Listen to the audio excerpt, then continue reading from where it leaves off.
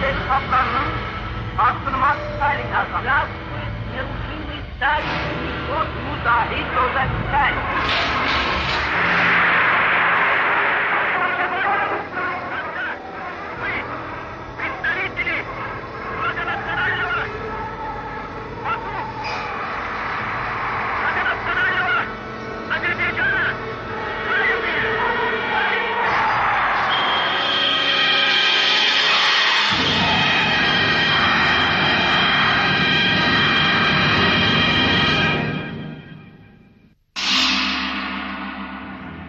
Niccolo Machiavelli belə bir söz demişdi. Kim ki hakimiyyət əlində saxlamaq məcburiyyətində qalır, o mütləq şərə əl atmalıdır. Və bu hakimiyyət böyük mənada hələ görünməmiş, misilsiz bir tiraniyadan xəbər verirdi və bu tiraniya sözsüz ki, Azərbaycan şöbəsi ilə bir yerdə və bu tiraniya qalxan bütün nərdivanlar, canlı nərdivanlar yandırılmalıydı və bu taxta dost tup olanlarla bir yerdə. Sözsüz ki, artıq silahdaşlar bir-birini aradan götürmüşdü və böyük mənada tiraniya, yəni ki, bu tək keçmiş estirdə, bu sahib sözü sözsüz keçmiş estirdə Stalinə aid olsa da Azərbaycan şöbəsinə, yəni Azərbaycanın sahibi olan Mircəfər Bağırova da aid idi və Mircəfər Bağırova aid olan və Mircəfər Bağırovun taxtına dost tupu olanlar da aradan götürülürdü və bu canlı nərdivanlar da yandırılırdı. Və sözsüz ki, burada tamam başqa səbəblər də ön plana çəkilirdi. Burada Moskvaya daha çox tabi olanlar, meyillilər, daha çox manqurtluluğa meyillilər də aradan götürülürdü. Yəni ki, həm daha layiqli davamçılar söhbəti var idi, həm də ki, daha çox manqurtlular söhbəti var idi. Və burada artıq Mircəfər Bağırovun hansı tərəfə meyilliyi, hansı tərəfə daha çox amansızlığı bu hələ sual altındadır. Və birinci onu qeyd etmək lazımdır ki, bu hakimiyyət qanla süngü ilə yoğruldu və fanatlar artıq öz yollarını manqurt ardıcıllarına verdi və bu da qanuna uyğun idi.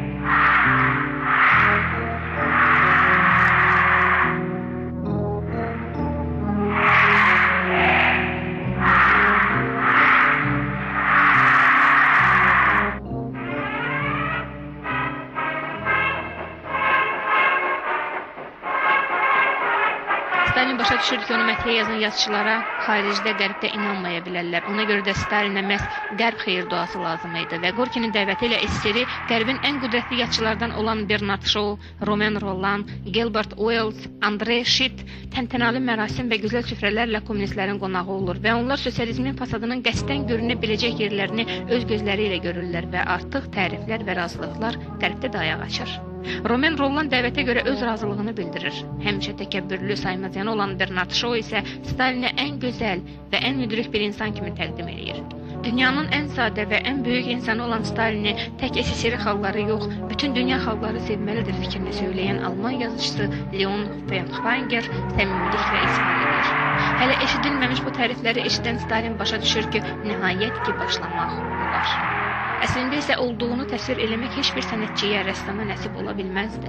Stalin yeni qərb hörmətindən istifadə edərək yazıçıların, sözə baxmayan yazıçıların işinə başlayır. Bir-birinin ardınca düşərgələrə göndərilən yazıçılar müxtəlif şəkildə dərs keçirilərək, işgəncə verilərək ağıllandırılır. Sözsüz ki, biz burada məhv edilənlərdən yox, islah edilənlərdən danışırıq. Hətta yazıçılardan biri sonradan Sibirdə baş vermiş qeyri-insani həyat rejimindən, səfalətdən və Stalin dərsindən yazır. Və axırda, axı niyə bizə o heyvani əzabları verib sonra da deyirlər ki, get yaşa, bəyəm bundan sonra yaşamaq olar? Gorki isə yazıçılar qurultayında necə yazmaq haqqında danışır və bu qurultaya yığılan yazıçıların sonradan demək olar ki, yarısı düşərgələrə, həbslərə, güllələnməyə göndərildi. Əsas məqsəd bu idi.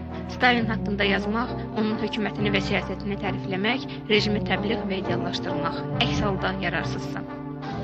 Yazıçılar İttifaqında əlbəttə Əhməd Cavad haqqında, Hüseyin Cavid haqqında, Müşfiq haqqında, ondan sonra Ələkbərli haqqında belə ifadələr işlədirdilər ki, 1937-ci ildə KGB ilə Yazıçılar İttifaqını müqayisə eləsəz, Yazıçılar İttifaqında Əhməd Cavada xırda burja yazıçı deyirdilər.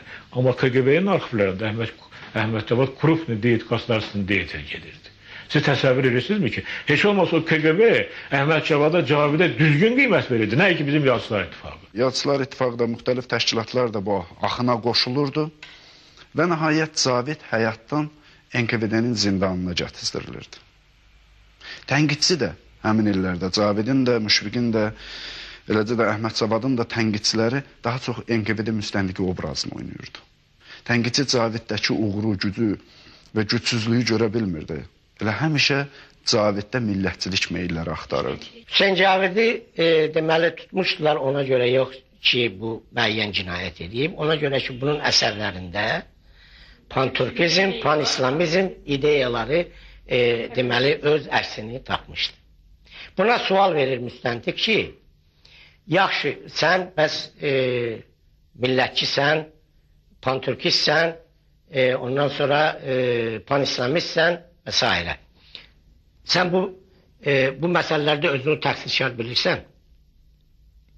Deyir ki, mən həmişə çalışmışam ki, mənim millətim başqa millətlər səviyyəsində olsun.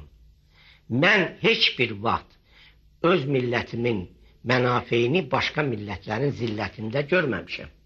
Əgər siz buna görə məni təqsirli hesab edirsinizsə, yazın ki, mənim günahım. Mənə belə gəlir ki, Bağırov hardasa bəzi adamları saxlaya bilib. Mən niyə bu fikrə gəlmişəm? Məhkəmə prosesində dedilər, buna ittiham verirdilər ki, sən Səməd Vurğunu öldürtdürmək istəmişsən. Və göstərdilər ki, Markaryanın arayışı var ki, Səməd Vurğun millətçidir və s. İkinci arayış, Yemelyanovun arayışı var. Səməd Vurğun Mircəfər Bağırov dedi ki, mən Səməd Vurğunun ölmənə icazə verə bilərdim, məndən istəyirdilər. Ancaq mən Səməd Vurğunu şair kimi çox sevirdim. Onu, bax bu söz, sonra məndə başdan mən fikirləşdim bu sözün üstündə. Təsəvvür edirsinizmi? O repressiya qəlibinə tam müvafiq gələn Səməd Vurğunu, Üzeyir Hacıbəyovu, Nigar Rəfibəylini salamat qaldırardılar. Bir himcim olsaydı ki, Mircəfər Bagirova ki, Üzeyir bəy getməliydi, o gedərdi. O ki, qaldı Səməd Vurğuna, Səməd Vurğun onda cavan bir yazıcı idi, cavan bir şair idi. Başqa cavan bir şair da var idi, Mikayıl Müşfiq misal üçün. Mikayıl Müşfiq getdi. İndi hamısı da olmazdı və o dövrdə bilirsiniz, həqiqətin gözünə dik baxmaq lazımdır da. Bir belə böyük bir komsomol şairləri, komsomol yazıçıları zümrəsi yaranmışdı və onu da aradan götürmək, tam şəkildə aradan götürmək mümkün deyildi. Uzun sözün qısası, mən belə fikirləşirəm ki, indi Üzeyir bəy qaldı, deyək Səməd Vurğun qaldı, amma Hüseyn Cavid getdi, Çəmən Zəminli getdi, Seyid Hüseyin getdi, Mikayıl Müşfiq getdi, Abbas Mirzə getdi, Ülvi Rəcəb getdi, bunu sözlə sahib tutarmaq mümkün deyil. Bir dəfə mən Süleyman Rüstəmlə söhbət eləyirdim. Yalta yaradıcılıq evindəydik. Dedi mənə ki, elə bilirsən ki, deyim ki, Süleyman Rüstəm məni çox istəyirdi. Ələviyə elə bilirsən ki, bütün bunların çoxsunu Bağırov tutturub, özləri bir-birini tutturublar. Belə bir qərar vardı. Bir-biri haqqında deyilən məktublar partiya katibinə gəlirdi. O da ayda bir dəfə bunu yığıb Mərkəzi Komitəyə verməli idi. Əlbəttə, onlar da Daxili İşlər Nazirliyinə göndərməliydilər. Mən qaldım, neyniyim? Bütün bunları yığdım bir çamadana, gələn məktubları. Apardım bağda, yandırdım. Atama məsləhət görüb kamera yoldaşları, hətta adlarını bir-bir göstərir o. Mənim yadımda deyil, deyərəm. Atamı dilə tuturmuşlar, boynu al yine hər şeyi. Yoxsa səni şikəst eləyəcəklər, yoxsa səni öldürəcəklər. Atam da qayıdıb deyib ki, mən boynuma alsam, ki, mən millətçi, hər hansı bir təşkilatın üzvüyəm, onda mənim boynuma qoyacaqlar, sən kimləri cəlb eləmişsən? Deyir, ondan sonra mən kimlərsə mütləq deməliydi. Yaxşı, budur ki, heç nə boyunu almırsan və heç kəsə satmırsan. Onda bu siyahı uydurulurdu mu? İstər-istəməz bəlkə də uydurulurdu, bəlkə də, yox, mən elə gəl uydurmalar olmuyor. Kimisə deyib də, kimə salam veribsə, deməli, o gəlməliydi ora.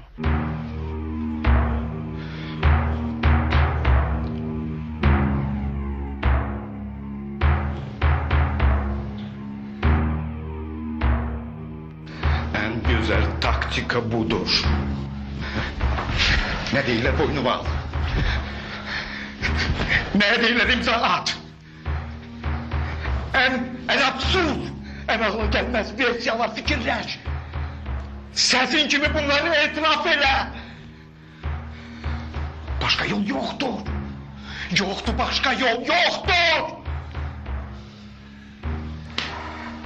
Her günkü haçansa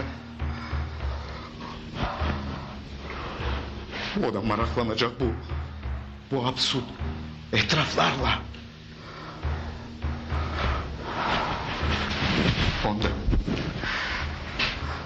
Onda her şey öz yerini tutacak.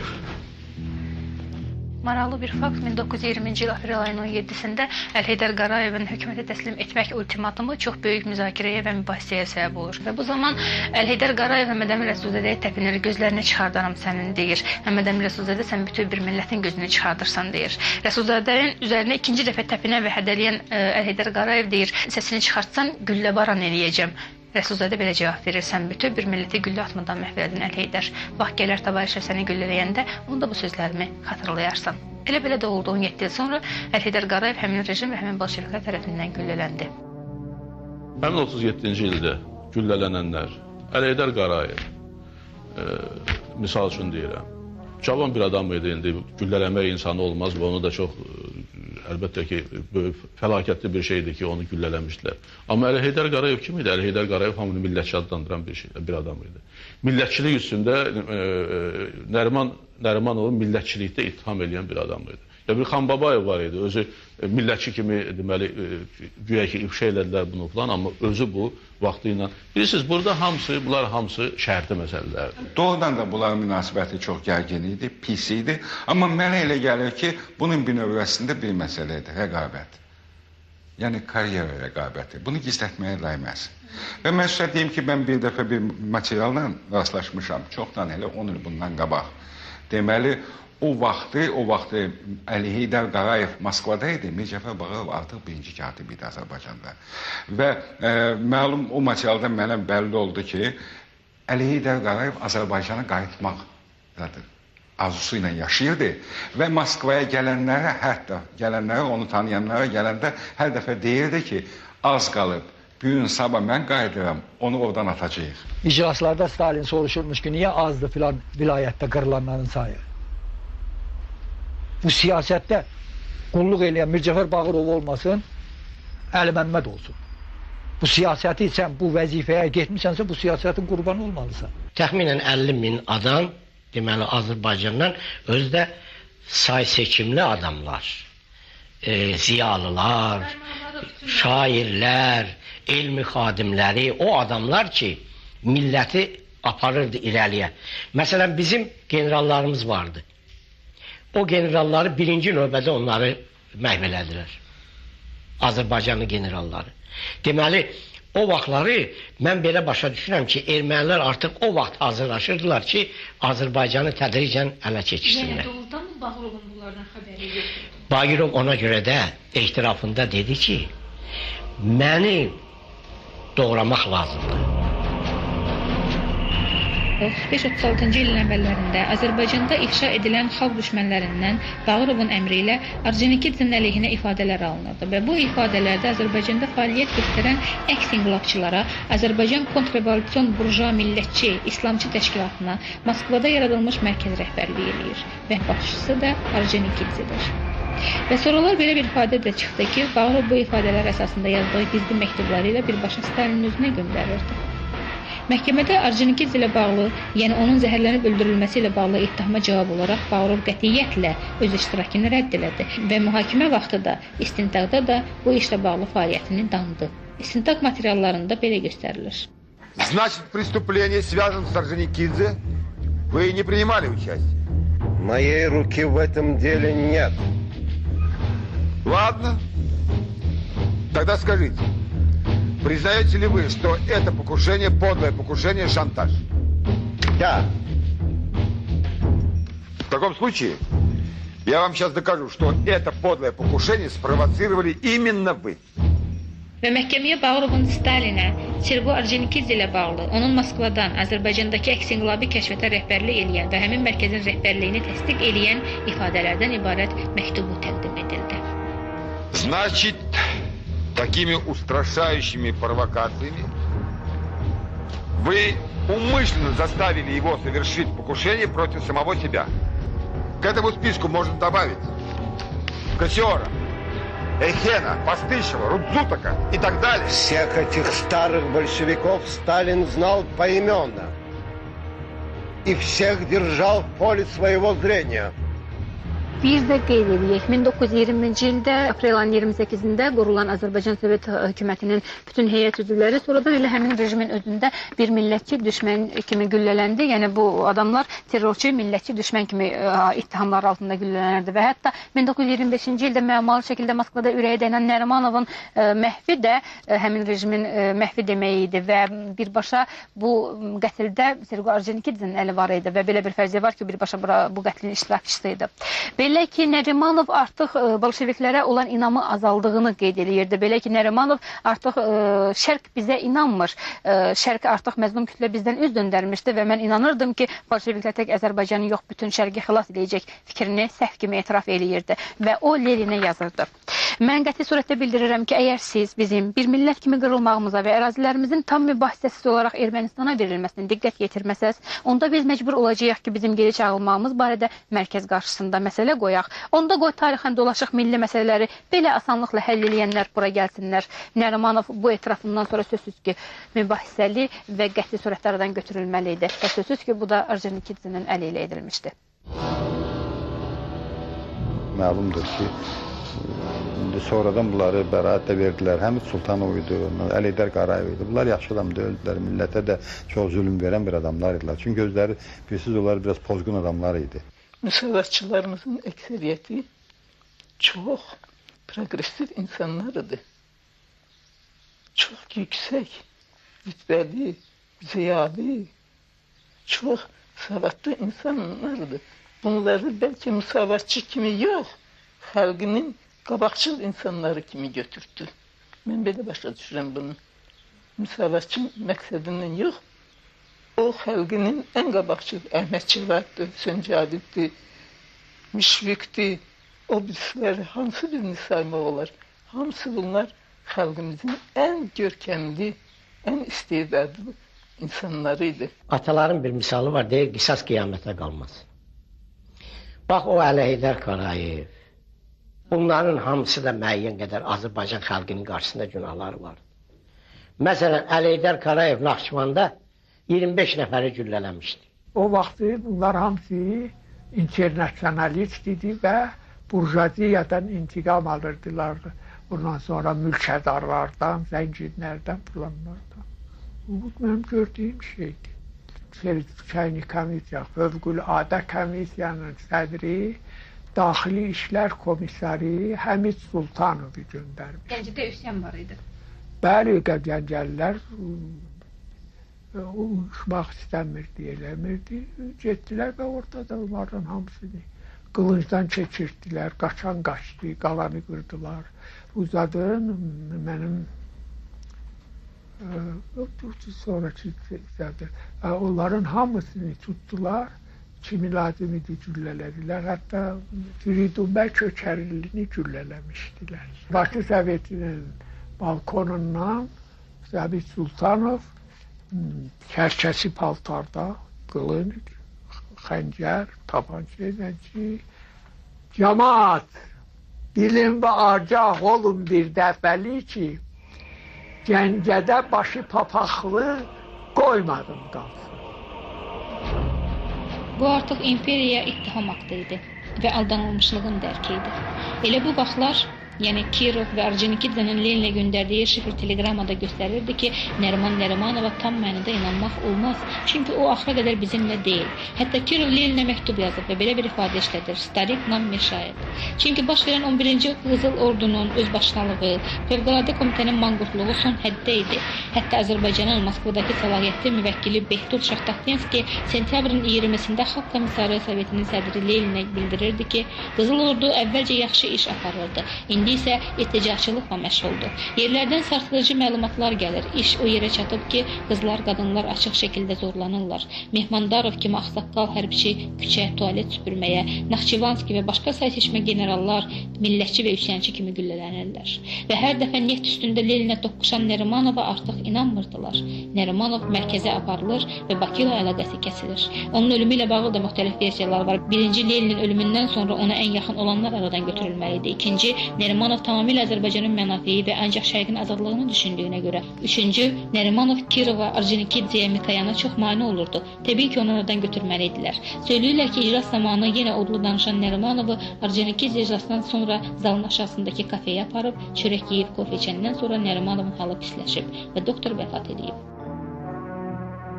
Moskva. Bana bir sual verdiler onlar. Что себе представляет Bagirov? Özde belə qabaqca xəbərdarlıq elədilər ki, biz deyir 3 adamıq burada. Əgər bu danışığımızı 4-cü adam bilsə, onda 1 saatdan sonra hamımız Berya'nın padvalında Berya'nın təpiyyanın altındayıq. Özü də 2 gün, 3 gün keçməmiş güllələyəcəklər. Ona göre dedeceğim ve sen xahiş ederik bu suala cevap verirsin. Bunu böyle sual verende ben güldüm. Güldüm. Dediler ki niye güldün? Dedim siz SKK FSS'de işleyirsiniz. Bagirov sizinle çok alakadardı. Stalin'in en silahdaşıdır. Bagirov nədir, nəkidir, necədir, işte sevi представляет bu sözə, dedim siz özünüz cavab verməlisiniz, nəinki mən. Məndən yaxşı siz bilərsiniz. And içirəm, qayıtdılar, dedilər ki, yox biz səndən öyrənmək istəyirik. Dedim onda 2 kəlməni.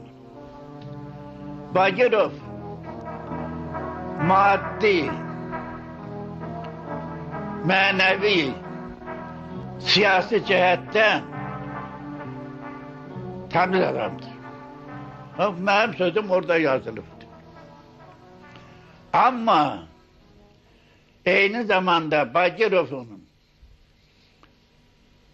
belə ayrı-ayrı ünsürlərə, adamlara inanıb, xüsusən organlarda ermənilərin çoxalması, bu Azərbaycanda çoxlu miqdarda inteligensiyanın sıradan çıxmasına, evi dağılmasına, ailəsi dağılmasına, sonra ayrı-ayrı yaxşı çalışkan işçilərin sıradan çıxmasına səbəb oldu. Xalqa etibar yoxdur. O zaman ki xalqa etibar itir, belə hallar tez-tez baş verir. Yoxlayırlar, xalq görək nə inir. Hətta süni yollarla, cürbəcür vasitələrlə xalqın sədaqətini yoxlamaq məqsədilə belə işlərə əl atırdılar, belə hərəkətə. Və bu fəlakət də bizim başımıza çatdırdı. Xüsusi birinci növbədə ziyalıların. Vəhşi bir devirdə yaşayırdım. Vəhşi bir insanı vəhşicəsinə parçalayan bir devirdə yaşayırdım. Əgər insanları diri-diri qazıb, diri-diri bastırırlarsa, buna nə demək olur? Vəhşidə də bu hissiyyat olmur. Mən onu 2 sifətli çəkərdim. Mücəvər Bağırov 40-cı illərə kimi, Mücəvər Bağırov 40-dan sonra. Çünki onun qara, həyatının qara tarixini heç cür onun ütüləmək, onu düzəltmək mümkün deyil. Çünki o böyük, çox böyük insan tələfatı ilə və müəyyən qanunsuz hərəkətlərlə bağlıdır. Ancaq Mücəvər Bağırova qiymət vermək üçün Mücəvər Bağırovun bu işıqlı sifətini də nəzərdə tutmaq lazımdır. O daha böyükdür. Mənə belə gəlir.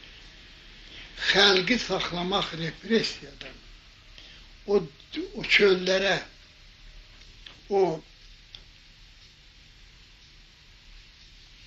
qarlı çöllərə salmamağın özü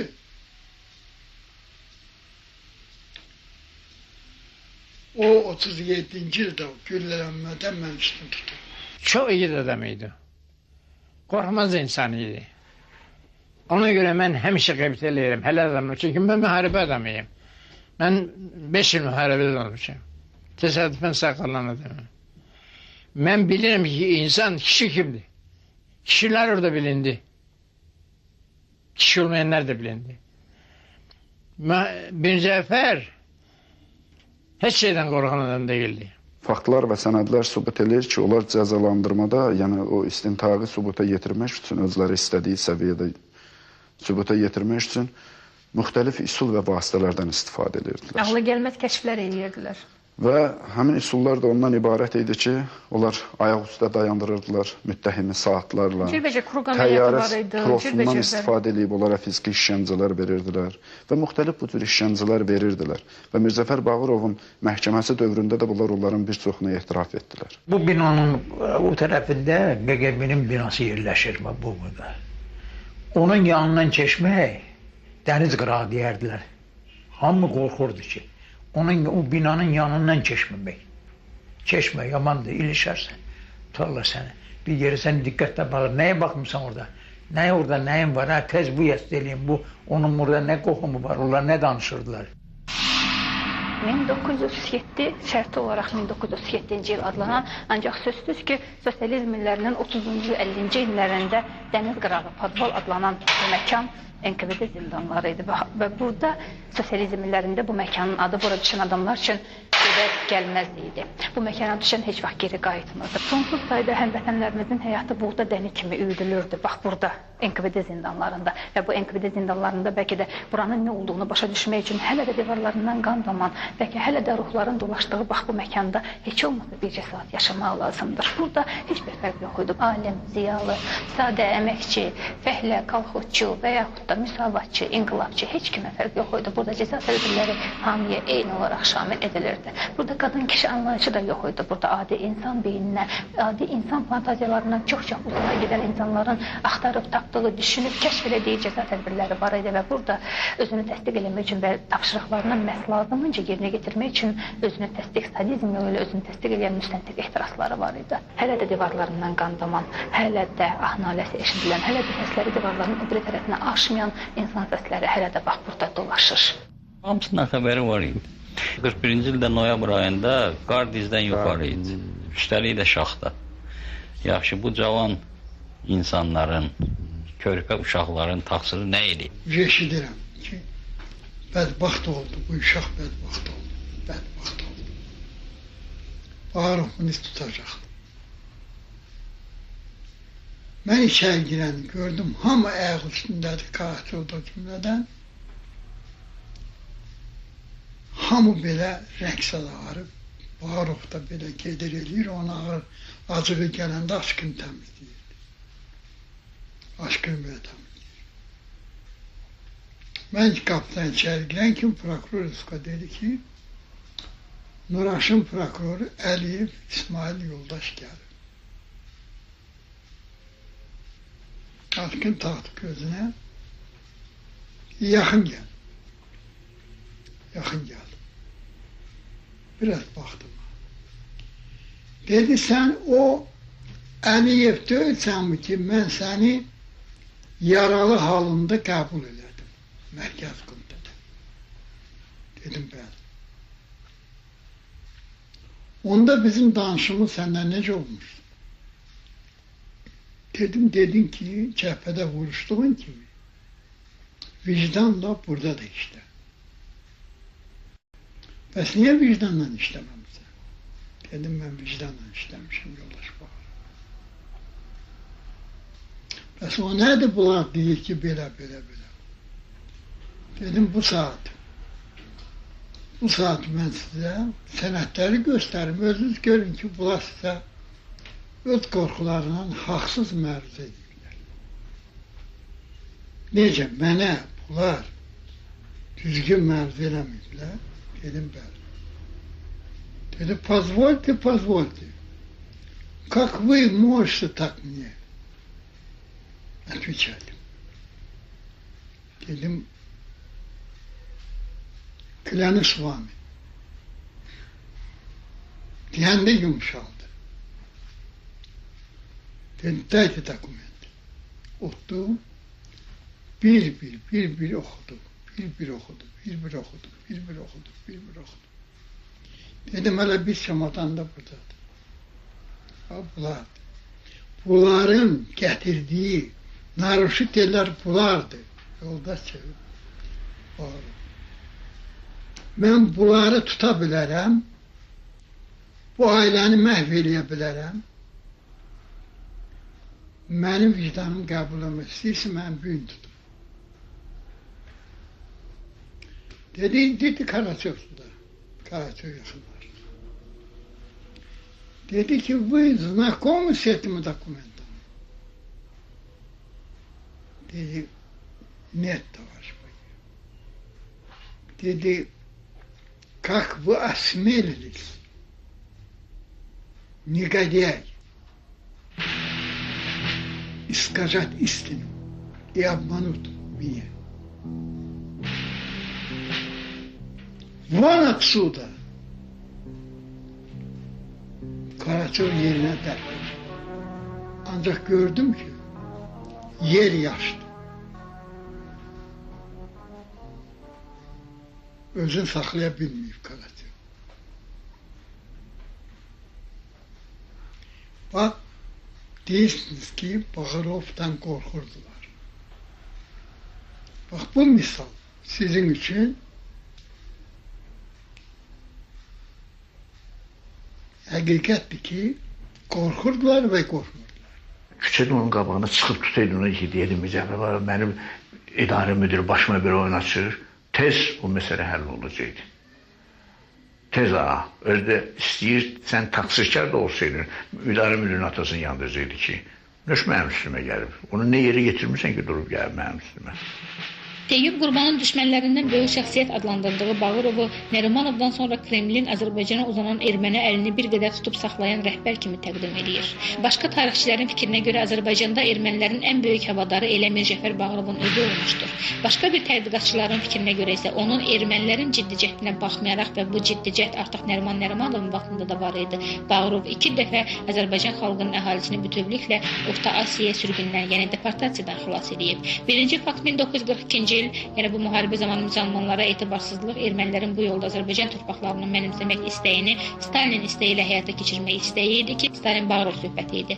İkinci fakt 1945-ci il Moskvadan Malenkov tərəfindən Bağırova göndərilən məktub və Bağırovun Malenkova məktubu. Ən acınacaqlısı isə odur ki, repressiya, deportasiya, genosid, özgə yad sözlər olsa da ermənilərin arzuları qanad verən Sovet rəhbərliyi bu anlayışları bizə doğma etdilər. Və bu doğmalıqdan biz Azərbaycanlılar deyəsən hamıdan çox zərər çəkdik və bütün bunlar azmış kimi 46-cı ildə Ermənistanda çap olunan və çoxdankı arzularını biruzə verən Marietta Şaginyanın Sovet Zaqafqaziyası kitabı çap edilir və bu fakt Mirzəcəfər Bağırovu lap özündən çıxarır. Daha dözə bilməyən Mirzəcəfər Jdanova eyni nüsxə ilə Beriyaya göndərməklə bu biabırçı və Azərbaycan ərazilərini erməni əraziləri kimi təqdim edən yazıcı haqqında həqiqətləri yazır. Dözmək mümkün deyildi. O dərəcəyə çatmışsa ermənilər demiş, azad dözə bilmirdi. Mənim yaşa yadımdadır, Marietta Şaginyan Nizaminin yubileyinə gəlmişdi. Yubileyinə gəlmişdi və 2000-də vermişdi, müsahibə vermişdi bu. Burada erməni müsəlman məsələsinə toxunmuşdu, torpaqlar məsələsinə toxunmuşdu. Bunu Bağırov eşidir, Bağırov bəş istənib, deyib, axıtlar onu tapın. Şaginyanı tapa bilmirlər. O zaman mən Yubiley Komitəsində katib idim, Adil Efendiyev sədr müavin idi, sədr də Mirzə idi. Səhərə qədər Şaginyan heç yerdə yoxdur, evlərdə, tanışlarım yoxdur. Axırı səhər bu peyda oldu. Soruşdu ki, haradaydın? Deyir, səhərə qədər gedib bulvarda oturmuşdum. Qorxusundan Mücəffəri tanıdı, qorxusundan gəlməmişdi. Mirzəcəfər amansızdır məsələdə. Xolopovun kitabı haqqında isə Azərbaycan demək yazıçıları bir Erməni Komünistinin redaktoru idi o zamanlar Hamo Amirxanyan. İkinci adam bilmirəm, yanımda mənim qalmıyor. Cəfər Cəfərov idi, yoxsa kim idi?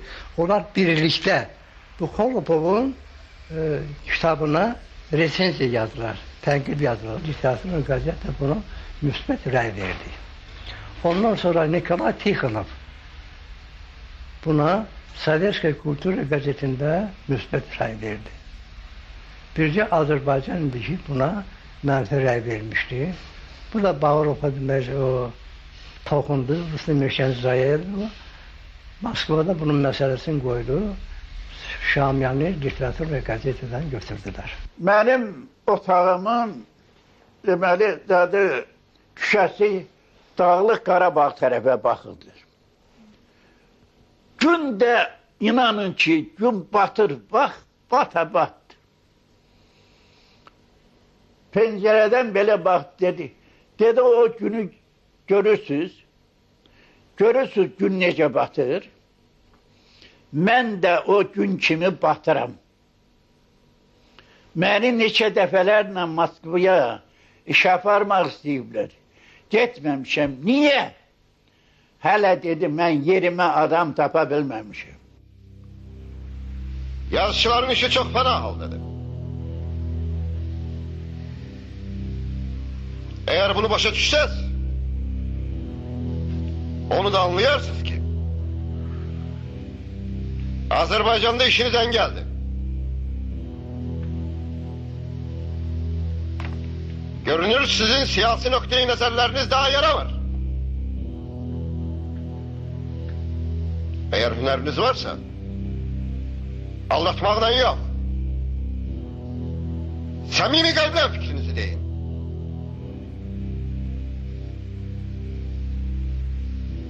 Eğer sende bir damla Azerbaycanlı kan olsaydı, lak meyit de olsan baş kaldırardın.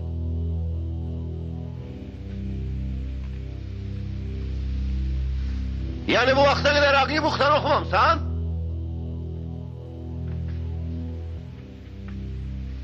yoksa Şekinyan'ın eserinden haberiniz yoktur.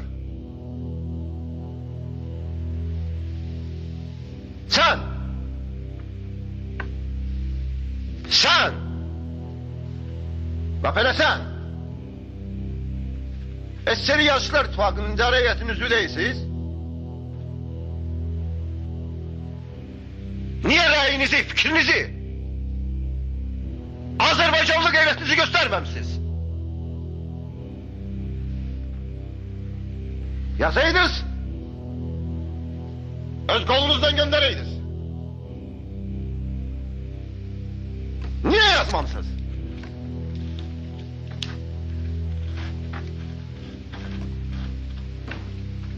Məndə şək yaranır ki, siz Azərbaycanlısınız. Azərbaycanda baş verən deportasiyalardan demək olar ki, arxiv materialları bir daha təsdiqləyir ki, Mirzəcəfər Bağırovun bütün proseslərindən xəbəri olmuşdu və o gündəlik informasiya alırdı. Yəni 1947 və 53-cü illərdə köçürülmə mərhələsində, onu bəzən 48-53 deyirlər, əslində dekabrın 23-də 47-ci ildə verilmişdi. Elə bir qərar qəbul olunmuşdu. Və bütün bu proseslər orada öz əksini tapmışdı və Mirzəcəfər Bağırov özü də məhkəmədə qeyd edirdi ki, məni deportasiyalarda ittiham eləmək düzgün deyil. Çünki Stalin bir dəfə mənə zəng etdi və o qeyd etdi ki, mən sizə dedim ki, hazırlaşın, yer hazırlayın, Ermənistanda olan Azərbaycanlılar Azərbaycana, aran hissələrə köçürüləcəkdir. Və beləcə söhbətimiz dayandı. Bir neçə gündən sonra, bir neçə aydan sonra Stalin yenidən mənə zəng etdi və mən dəstəyi götürəndə o yenidən bir daha qeyd etdi ki, axı mən sizə dedim ki, Azərbaycanlıları köçürmək lazımdır. Mirzəcəfər Bağırov o zaman ona belə cavab vermişdi ki, yoldaş Stalin, axı heç bir sənəd, demək, Nazirlər Kabinetinin heç bir sənədi yoxdur. O isə ona cavab vermişdi ki, Nazirlər Kabineti mənəm. Mən dedim, demək ki, olacaq. Və bir müddətdən sonra Nazirlər Kabinetinin həmin qərarı da çıxdı. Buradan bir daha görmək olur ki, Mirzəfər Bağırov deportasiyaların qarşısını almayıb. Əksinə deportasiyaları biraz da hüquqiləşdirib, sənəd verib. Amma deportasiyalarla bağlı biz tədqiqatlar aparanda deportasiyalarında izi bir qədər əvvələ getdi. 20-ci illərin əvvəllərində də bu meyllər müşahidə olunurdu. Amma daha kütləvi surətdə 37-ci ildə bu özünü göstərdi. Azərbaycan xalqının köçürülməsi 2 dəfə olub. Bağırov bir müharibə düşüb, mümkün olmayıb. Ondan sonra da Mikayanın göstərişi ilə Azərbaycan xalqının köçürülməsi Azərbaycandan. Onun silah gəzdirəni Əli dayı bu haqda geniş izahat verib. Stalin bizi çağırdı, mən də müşayiət eləyirdim. Teymur Bağırov, Teymur Yaqubov, Bağırov və bir neçə adam çağırılmışdı. Sonra təyyarədə Bağırov danışdı ki, Mikayan belə bir proyekt hazırlamışdı, layihə hazırlamışdı ki, Azərbaycanlılar bir tərəfdən İrandan, ikinci tərəfdən Türkiyə ilə qardaşdılar. Bunlar minadılar Xəzərin sahilində. Qoymaq olmaz. Azərbaycanı köçürtmək lazımdır. Özdə yerini də təyin eləmişdi. Qazaxıstanın çöllərinə köçürtmək lazımdır. Fəqət bu baş tutmadı. Ona görə ki,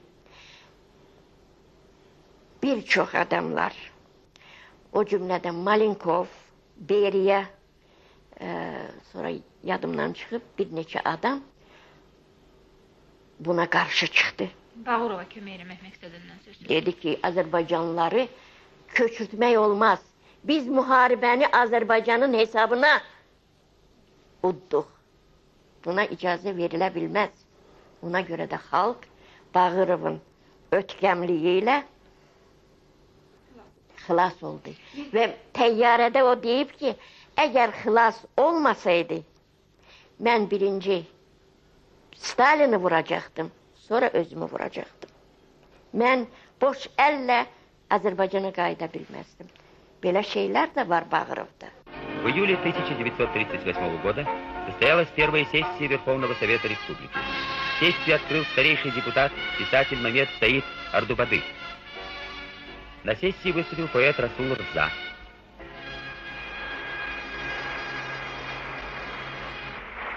Через год вторая сессия Верховного Совета Республики единогласно приняла закон о переводе азербайджанской письменности на русский алфавит.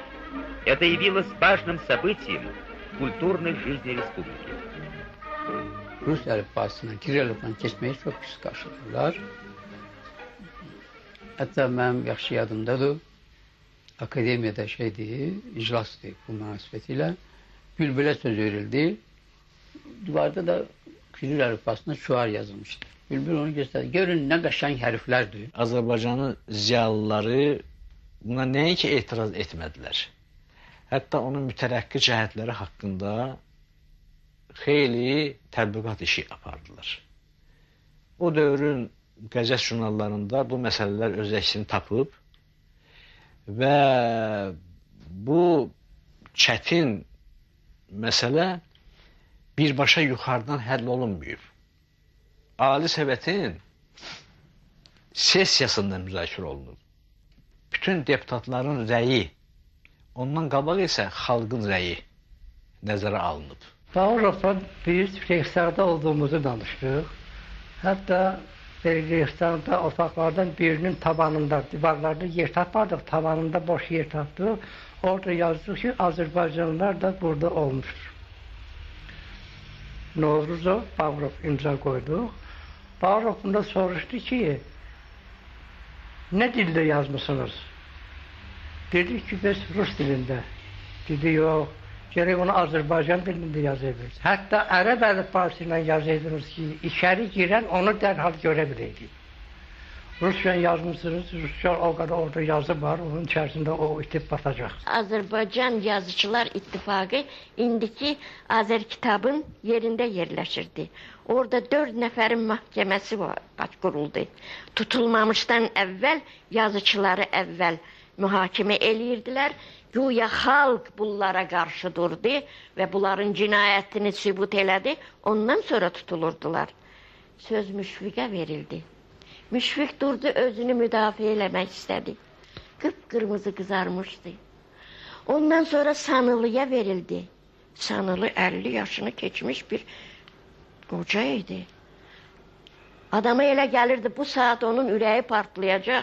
Qurut katdı qaçaqlarının müəllifi idi. Azərbaycan onu sevirdi.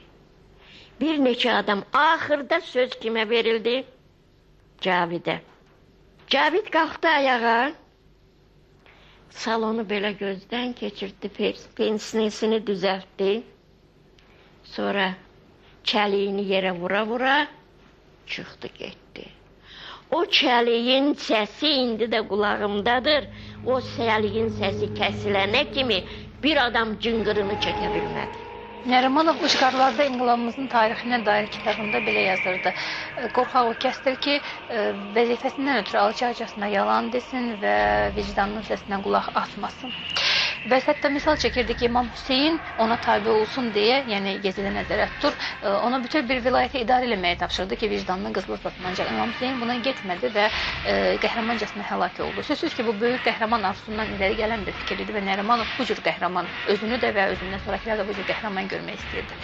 Ancaq Bağırovun bütün bu elədiklərinə bir cavab kimi bu sual qarşısına düşünəndə fikirləşirik. O doğrudan qorxaqcasına, yəni vəzifəsindən ötürü yalan danışdı, yoxsa doğrudan da birincilik kürsüsünü verməmək üçün və yaxud başqa səbəblər var idi. Məhkəmə bunlar üstündə dolaşırdı, bu fikirlər üstündə dolaşırdı. Ali Əliyev, komsomoluydu o vaxt. Olduca da onda bütün şeyler vardı. Deputat Verxovnu Sovet, ondan sonraki komünistinin redaktor təqdəli. Amma belə oldu, bir kere ben ona yol getməli oldum. Bu neçənci ildeydi demək? 52-ci ildə. 52-ci ildə. Hələ rejim vardı. Sonra Tiflis'te biz oturduk çörək yeməyə. İkisimiz üzböz. Dedi ki, Oktay, sana inandırıram oğlumun canı üçün. Eğer o vaxt istəyir ki, bunun beləncə neticəsi olsa, olacaq. Heç kəs bunu təsəvvür eləməyiz, beləncə ola bilər. Belə bir şeye biz getmezdik. Bütün cavanlar o da istəyir ki, biz özümüzü bir yer tutaq, ona göre. Cavan yazıcıyam, həqiqətən yazıcıydı. Bu Respublikada olan təcrübəli, savadlı yazıcılar bizlərə kömək eləmir. Ha, nə hoşu geldi, durdu bak, buyurun geldi, dayandı yanında, dayan bak. Dedi Səməd, durdu Səməd, Süleyman, Əli Vəliyev, yani ki, bura hamısını durğuz dayan. Sadəliyini deyəm. Deyir ki, ay Səməd, ay yoldaşlar, bu Mir Cəfərlər, Səmədlər, Əli Vəliyevlər nə qədər qalacaq? Bizi əvəz eləyənlər kim olacaq? Ne üçün kömək eləmirsiniz cavanlara? Ne üçün hələ bir-birinizi tərifləyə devamlısınız Bakı şəhərində? 3 adam gedib şikayət eləmişdi, o da onu yaxırıb eləmişdi. Orada da bülbül oxuyurdu. Bülbül bunun özünün musiqisini oxuyurdu. Sənsizi oxuyurdu bülbül. Buradan Mir Cəfər coşdu ki, Sami уничтожили, а теперь поется над его могилой. Замолчите.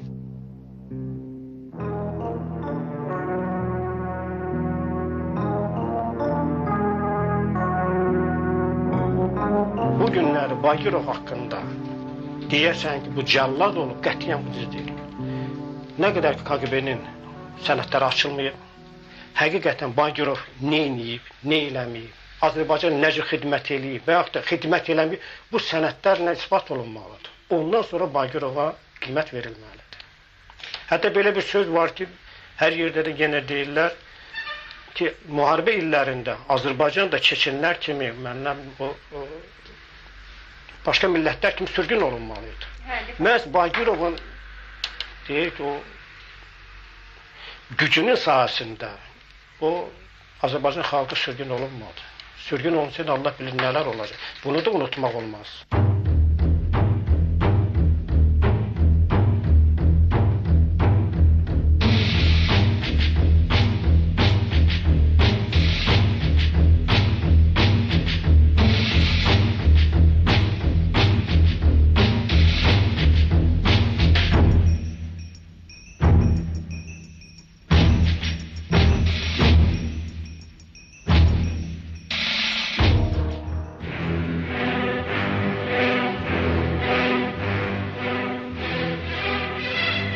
Bizə mif lazım deyil. Onsuz da tikdiyimiz məbədləri, qaldırdığımız heykəlləri sonradan dağıdırıq. Ancaq bizə təhrif olmuş tarix və vurulan ləkələr də lazım deyil. Nə o dövrün hakimləri, nə də qurbanları haqqında bir mənalı fikir söyləmək olmur. Nə qədər qeyri-insani olsa da rejim nə millətçiləri, nə də fanat inqilabçıları qəbul etmirdi. Ona ancaq və ancaq manqurtlar lazım idi və burada konkret günahkar axtarmaq da mümkün deyil.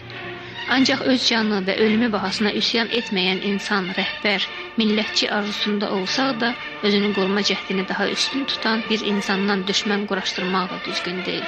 Bu insan ölkənin ən çətin, ən həlledici olan 20 ilində xalqına rəhbərlik eləyib. Bugün onu ancaq xalq düşməni kimi tanımaq əslində tanımamağa bərabərdir. Onu biraz da yaxından tanımaq, bir insan kimi harda, nə zaman, necə formalaşdığını görmək üçün rəsmi portretin görünməyən cizgiləri 4-cü filmdə.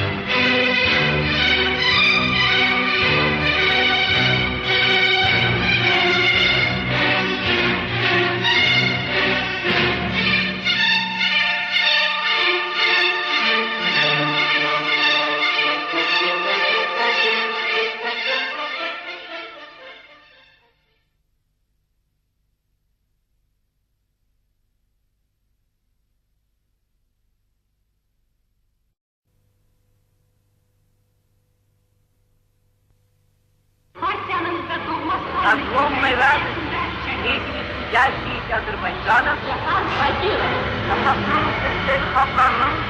Асурмат Сталин, здравствует нерушимый Сталин, несет муда и тоже Сталин.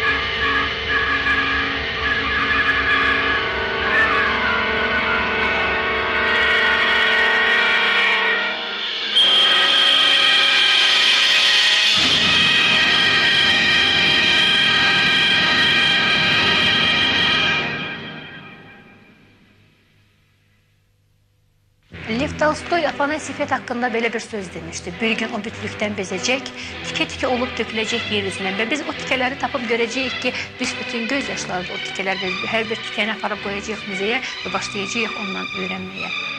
Bugün illər keçəndən sonra, yəni az qala yarım əsr keçəndən sonra biz Mircəfərin sərt sifətinə baxaraq, Mircəfər Bağırovun sərt simasına nəzər yetirərək düşünürük, ondan öyrənmək yox, ancaq bu saat onu öyrənmək lazımdır.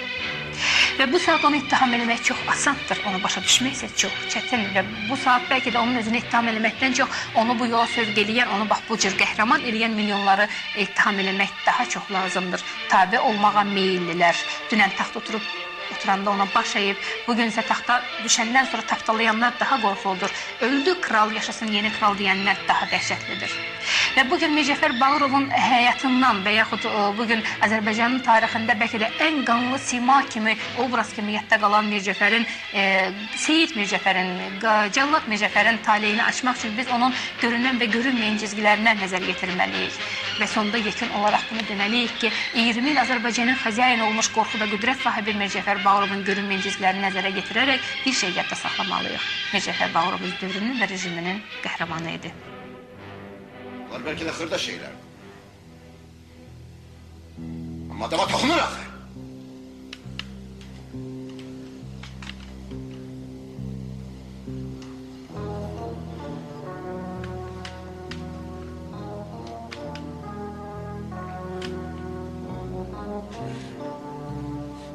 Ya bir merre Azerbaycan'dan el çekek, Respublikalar sırasından Azerbaycan çıksın,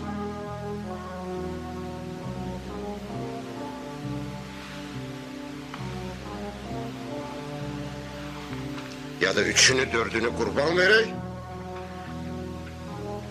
Respublikanı düzeldek. Birbirinizi ittiham ediyorsunuz. O Azerbaycan'ı talan ediyor. Bu haraba koymak istiyor. O Azerbaycan'ın adını batırır. Birbirinizi ifşa elemeydense konkret. Siz ne iş görmüşsünüz? Sen. Şahsen sen. Azerbaycan için ne iş görmüşsün? İş görmeyi lazımdı. İş. Boş danışmak yok.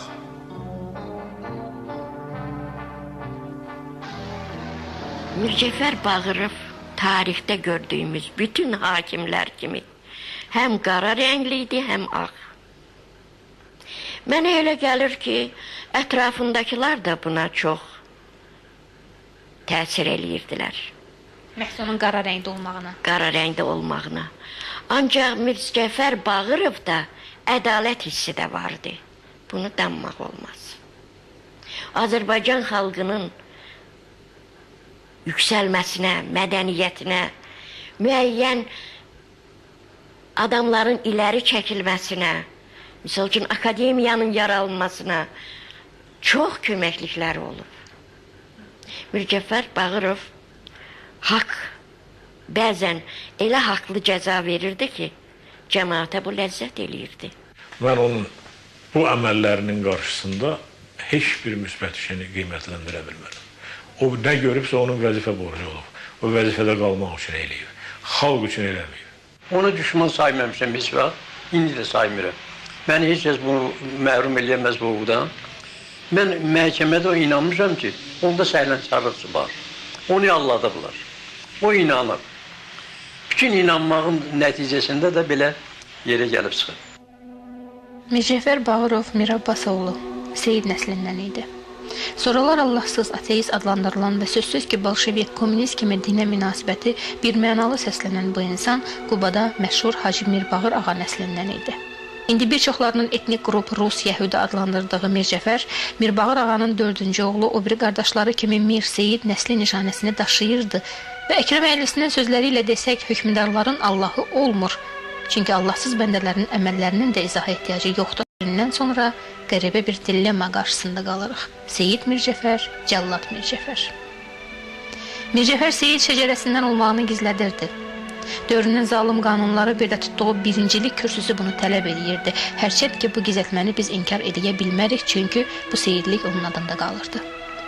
Tarixdə də məscidləri, din ocaqlarını məhv edən dinsizlər sırasında adı birinci hallanan Mir Cəfər doğrudan Allahsız idi. Mir Cəfər Sovet ideologiyasının güclü və inanılan təbliğatçısı olub. Qırmızı Sovetə adam yetişdirmək üçün neçə məscidi, neçə kilsəni klub, ambar eləmişdi. Allahsızlığını isə qan töküb dağ çəkməklə sübuta yetirmişdi. Amma söylənilənə görə də Allahsızlar qəzetinin nəşrini də qadağan eləmişdi Mircəfər. Bir mövsüm ağanı gəlib aparanda içəri şəhərdən. Maşın düşmədi xoda. Xəbər getdi, çıxdı ora. Mircəfərin üstünə. Nə qədər adam tutulduğunda yetdi. Hamı da fronta göndərdi. Dedi, onun bir çamadanını açın, görün nə qədər bu bizə köməklik edib. Çamadanı açdılar. Böyük bir çamadandır. İçi kiftonsu ilə dolu. Falan armiya falan şey qədər pul göndərdim. Falan yerə falan şey göndərdim. Falan baxçıya onu göndərdim. Yetim evinə onu göndərdim. Hamı da yazıb qoymuşdu ora. Mesela utanmışsınız kişiye toxunursunuz. O seyirtti, mən də seyirdim, o da seyirtti. Ama böyle gəlir ki o ateistiydi. Allah'ı tanımırdı. İki meslek olabilmez bir adamda. Ateist, Bolşevik ateist olmalıydı. Mütləq. İndi də o vaxtı. Heç bir əsas yoxdur deyək ki, Bağırov Allah sevən idi. Mən onu heç bir faktla təsdiq edə bilmərəm. O sadəcə olaraq ateist idi. Realist adam idi. Quba qəzası polietnik bir regiondur. Polietnik. Və bir çox hallarda, yəni sonraki repressiyaları izah etmək üçün ən asan yol tapırlar bizim üzdən iraq, mən belə deyərdim, tədqiqatçılar və onu onun qeyri-millətdən olması ilə izah edirlər. Bəli, izah edirlər, amma elə deyil. Elə deyil. Mircəfər Bağırov əslində Azərbaycan türklərindəndir. Yəni onun atası da, anası da, babası da və s. Və o öz anketlərində 22-ci il anketində, misal üçün onun partiyası alınma anketində bunu belə göstərir. Niyə? Bəzən doğrudan da o öz milli mənsubiyyəti gizlətməyə çalışırlar. Belə faktorlar var. Tarixdə də elə çox müşahidə olunur belə faktorlar. Amma burada elə deyil. Çünki 22-ci ildə mən sizə deyim açıq, heç kəs öz milli mənsubiyyəti gizlətmirdi. Ona ehtiyac da yox idi. Zəmanə başqa zamanə idi. Vətən yolunda uğrundan keçən Stalin hamı üçün vətən yolunda hər şeydən keçmək təbliği və məcburiyyəti idi. İlk baxışda bu vətənpərvərliyi, güclü iradə sahibi olmaq kimi açıqlansa da, çox güman ki, burada məcburiyyət və ibrətamizlik də var idi. Ancaq fanatizm də danılmazdı, ədalətli olmaq və bərabər görünmək də var idi o illərdə. Mircəfərin oğlu Cahangir, yəni Vladimir, atasına məktubunda belə yazır. Əziz ata, 2 ay yarımdır ki, öz yerimdə sayır, indi belə qiymətli olan çörəyi yeyirəm. Vətənimizin təhlükədə olduğu minlərlə gəncin döyüş bölgəsində nə canını, nə qanını əsirgəmədiyi bir vaxtda mən müşahidəçi mövqeyindəyəm. Lakin mən şiddətli döyüş yerlərində olmalıyam, çünki sənin oğlunam, vətənin oğluyam, partiyamızın oğluyam. Əgər sən bilsən ki, mən adamların gözünə baxanda necə xəcalət çəkirəm, cavan, sağlam adam ola-ola arxa cəbhədə vaxt keçirirəm. Səndən xahiş edirəm ki, mənim cəbhəyə getmək məsələmin həllini sürətləndirəsən. Mənə onların 2 ay yarım gözlədiyim şöhrətli təyyarələri lazım deyil. Hətta mən o 2 təyyarəsində uçmağa da hazıram. Təkcə kənarda qalmaq məni sıxır. Mən bir həftədə dözə bilərəm. Amma bundan sonra döyüşə yollanan hər hansı bir hissəyə qoşulub gedəcəm. Səbirsizliklə cəbhəyə göndərilməyim günü gözləyirəm. Mən sübut eləyəcəyim ki, sənin oğlun sənə və vətənə layiqdir. Bərk-bərk öpürəm, sənin Vladimirin. 4-2 ay 1943-cü il. Cahangir 2 atlıqda anası Rus olduğu üçün yarısı biri deməli ata tərəfdən deməli Cahangir Rus olduğu üçün anası Vladimir. Yəni Vladimir Cahangir. Belə də gedir pasportunda Vladimir'in, Cahangir'in anası Maria Alekseyevna 1926-cı ildə məhz həmən bu qəbristanlıqda dəfn olunub. Rus millətcə. Demək, getirib anasının yanına, ana bala bu torpaqda uyuyurlar. İndi məzarı Yasamal qəbristanlığında olan Volodya elə göydə də yandı. Sovet İttifaqı qəhrəmanının adı ölümündən sonra verilsə də, adidən adi məzarı ilə öz borcunu verən Mircəfər bunu ancaq ata borcu hesab elədi. Başqa vətən yolunda canından keçənlərdən fərqli olaraq Azərbaycanın xəzəyini Cahangir üçün heç nə eləmədi.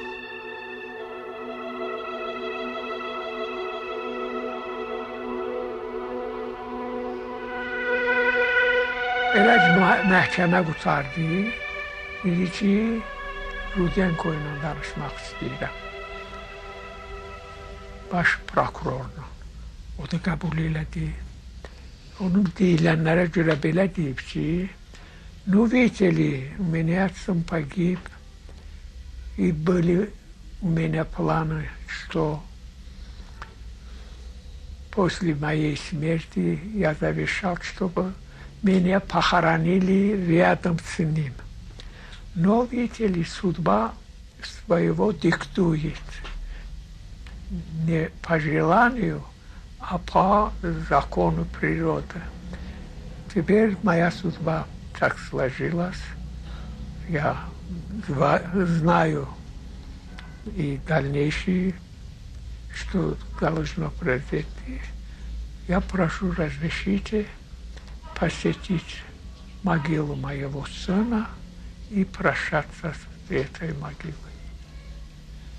O da deyir, o çağırır, tapşırıq verir. Qoyurlar maşına, aparırlar qəbrinin üstünə. Orada oturur, heç kəsi də yaxına qoymur. Belə deyirlər ki, əməli bir yarım saat, 40 dəqiqə ağlayır. Ondan sonra durur, deyir, revizyon.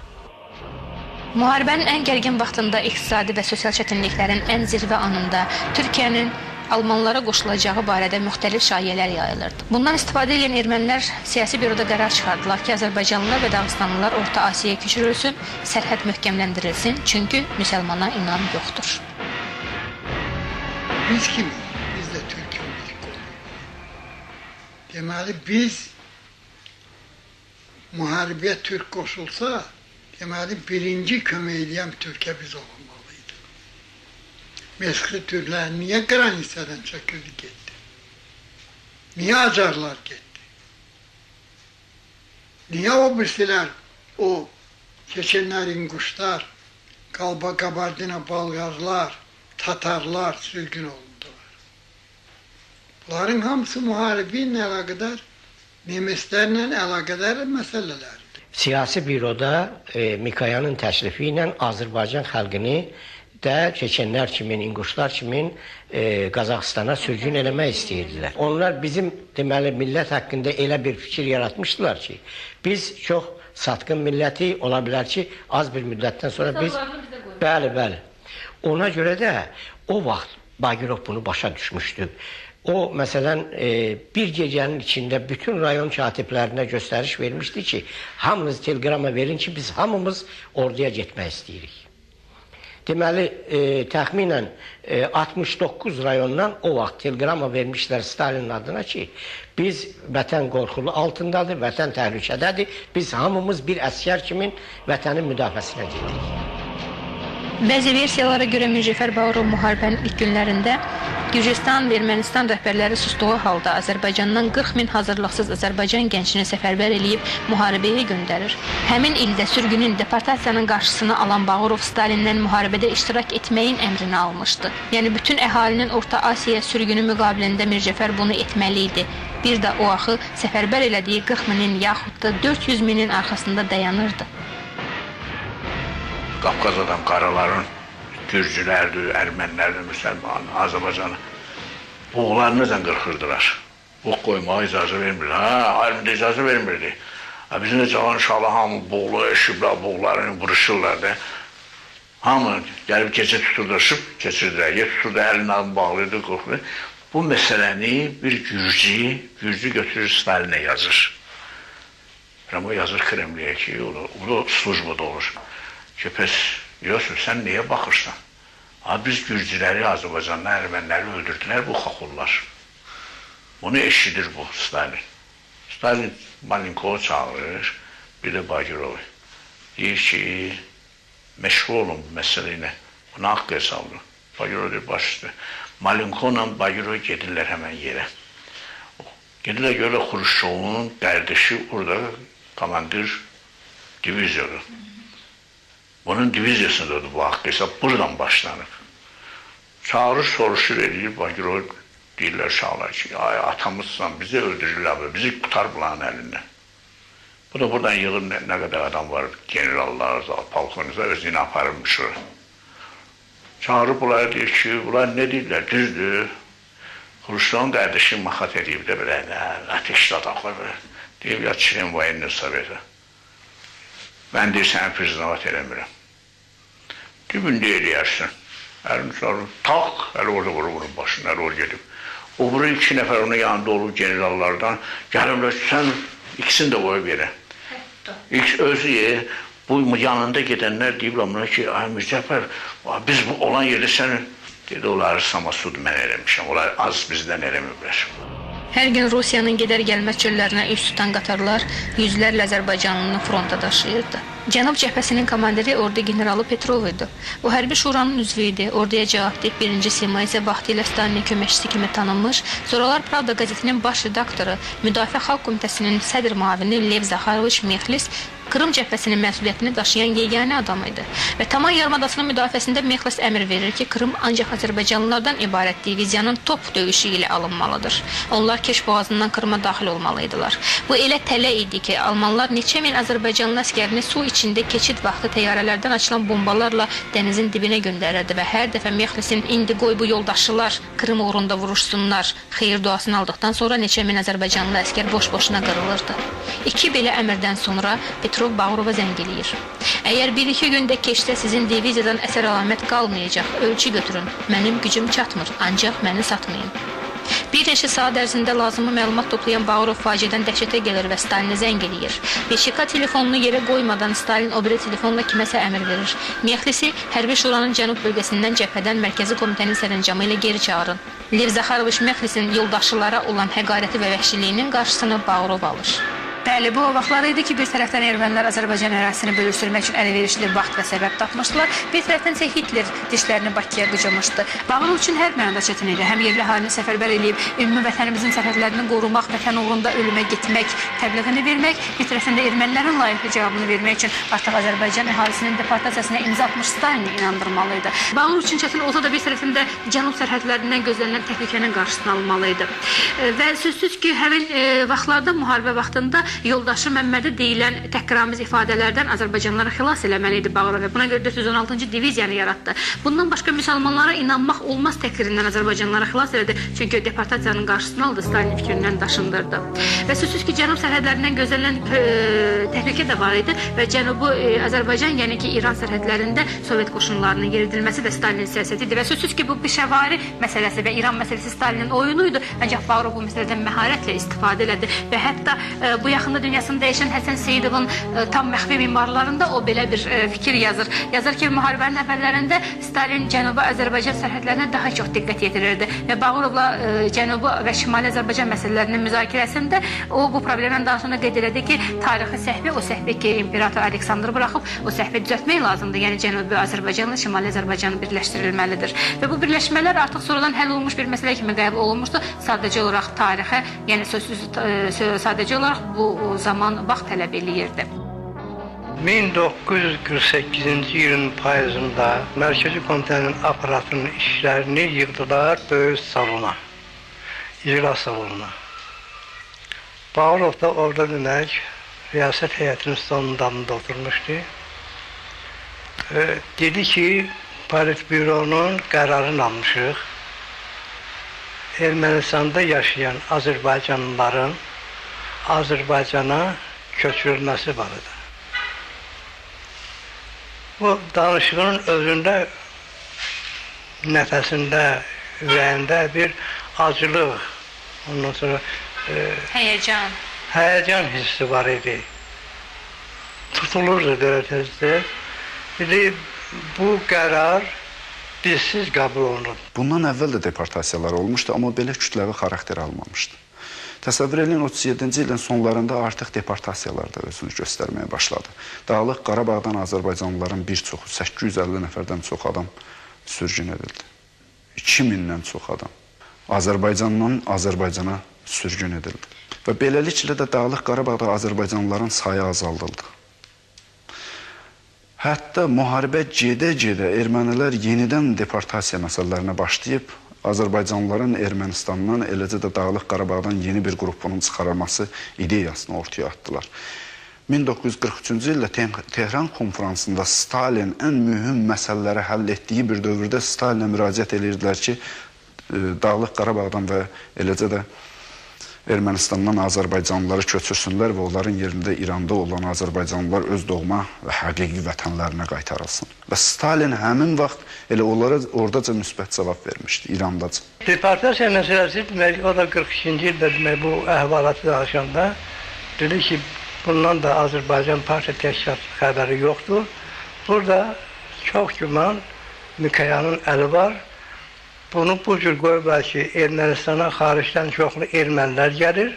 Onları Ermənistanda yerləşdirmək mümkündür, yeri yoxdur.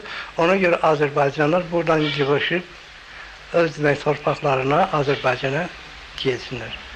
İndi bizim legioner bir vəzifəmiz ondan ibarətdir ki, onları burada layiqli surətdə qarşılaya və onları burada Azərbaycanda yerləşdirək, əlimizdən gələn kömək edək. Məsələlər o qədər ciddi və kəskin bir şəkil almışdı ki, bir çoxları öz doğma ata-baba yurtlarından getmək istəmirdi. Bağırov özü həmin dövrün şahidləri öz ifadələrində, müxtəlif yazışmalarda göstərirlər ki, Bağırov özü demək Ermənistan ərazisinə gəldi və əhali ilə söhbət etdi və həmin söhbət əsnasında o bildirdi ki, açığı mən sizin özünüzün öz doğma ata-baba yurdunuza qayıtmağınızın tərəfdarıyam. Nə var burada? Gəlin öz doğma ata-baba yurdunuza. Bütün bunlar göstərir ki, artıq Mirzəfər Bağırov özü razı salınmışdı. O artıq özü etiraf edirdi ki, sizin öz doğma ata-baba yurdunuza qayıtmağınız vacibdir. Amma əslində isə Bağırov dərk eləmirdi ki, elə bunlar özləri öz ata-baba yurdunda idi və artıq ermənilər burada köklənir. 1946-cı ildə Sovet qoşunlarının İrandan çıxarılması xəbəri Bakıda güllə kimi açıldı. Və 1941-ci ildə Sovet qoşunları İrana daxil olmuşdu. 46-cı ildə artıq Stalin əmri ilə çıxarılmasının haqqında əmr verilmişdi və bunu xatırlayan Həsən Seyidov öz memuarlarında belə yazar. Gecə saat 2-də Stalin Mirzəfər Bağırova zəng elədi və mən otaqdan getmək əmrini almadığıma görə hələ otaqdaydım və Vəçika telefonları çox gözəl işlədiyindən mən Stalinin dəstəkdən gələn səsini də çox aydın eşidirdim. Stalin Bağırova dedi, Mirzəfər, biz Sovet qoşunlarını İrandan çıxartmalıyıq və mən 2 saat ərzində sizin Demokratik Partiya ilə bağlı müəyyən təkliflərinizi gözləyirəm. Mirzəfər əli əsə-əsə, yəni səsi titrəyə-titrəyə deyir, yoldaş Stalin, mən sizə yalvarıram, bunu eləməyin.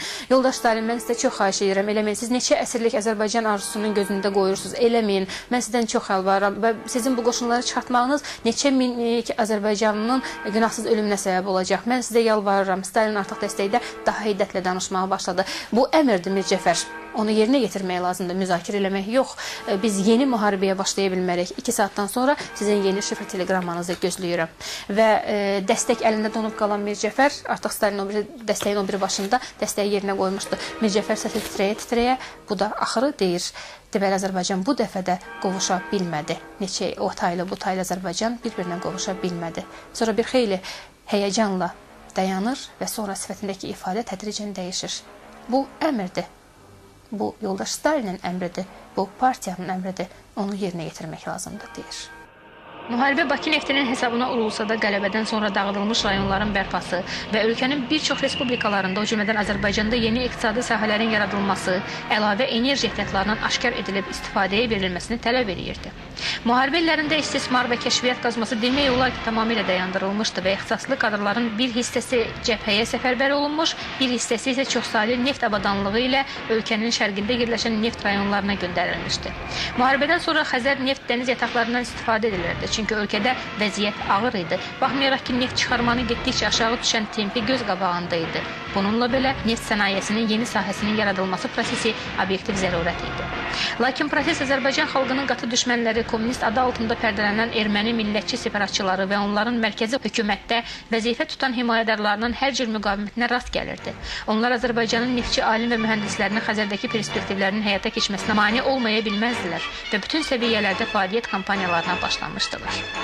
1954-cü il iyunun 29-da Bakıda keçmiş SSR-in neft sənayesinin naziri əslən Bakılı olan Baybakovun iştirakı ilə Respublika neft sənayesi fəallarının müşavirəsi keçirilir.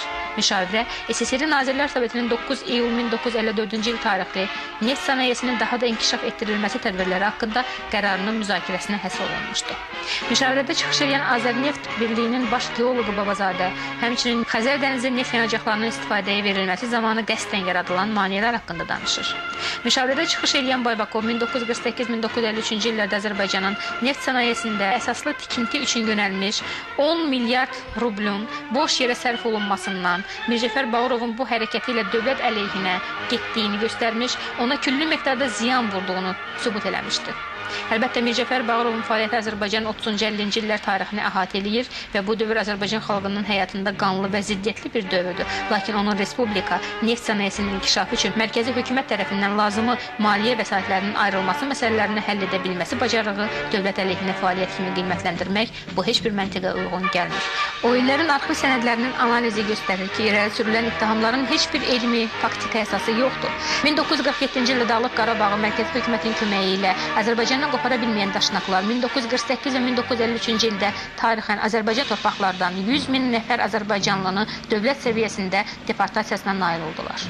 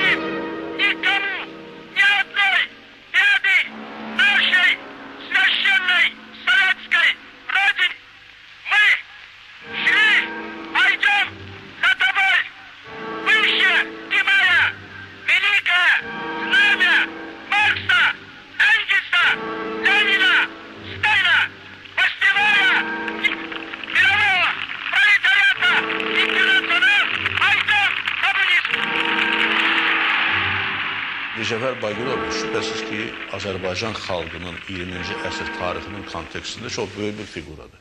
Bunu danmaq mümkün deyil və olmaz. Amma bunu obyektivcəsinə demək lazımdır. Əgər deyəndə ki, Mircəfər Bagirov